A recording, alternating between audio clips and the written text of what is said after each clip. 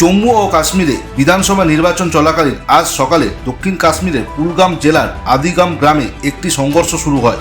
নিরাপত্তা বাহিনী সুনির্দিষ্ট গোয়েন্দা তথ্যের ভিত্তিতে অভিযান শুরু করে, যেখানে সেনা, জম্মু কাশ্মীর পুলিশ এবং সিআরপিএফের যৌথ দল অংশ নেয়। তল্লাশি অভিযানের সময় লুকিয়ে থাকা জঙ্গিরা আচমকা গুলি চালায়, যার ফলে 3জন সেনা জওয়ান এবং একজন এসপি স্তরের পুলিশ অফিসার আহত হন। আহতদের দ্রুত নিকটবর্তী হাসপাতালে নিয়ে যাওয়া হয়েছে, যেখানে তাদের চিকিৎসা চলছে। কুলগামের আদিগাম এলাকায় নিরাপত্তা বাহিনী স্থানীয় জনগণের নিরাপত্তার কথা মাথায় রেখে পুরো এলাকা ঘিরে রেখেছে। এলাকায় গুলি বিনিময় এখনও চলছে এবং নিরাপত্তা বাহিনী জানিয়েছে অন্তত 2জন জঙ্গিকে এনকাউন্টার করা হয়েছে। তবে গোপন সূত্র অনুযায়ী আরও জঙ্গি এলাকায় লুকিয়ে থাকতে পারে বলে সন্দেহ করা হচ্ছে। নিরাপত্তা বাহিনী জঙ্গিদের পালানোর সমস্ত রাস্তা বন্ধ করে দিয়েছে। সাধারণ নাগরিকদের যাতে কোনো ক্ষতি না হয় তা নিশ্চিত করার জন্য বিশেষ ব্যবস্থা নেওয়া হয়েছে।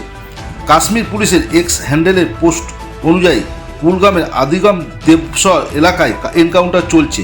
পুলিশ ও নিরাপত্তা বাহিনী যৌথভাবে অভিযান পরিচালনা করছে। ব্যুরো রিপোর্ট, লটারি সংবাদ।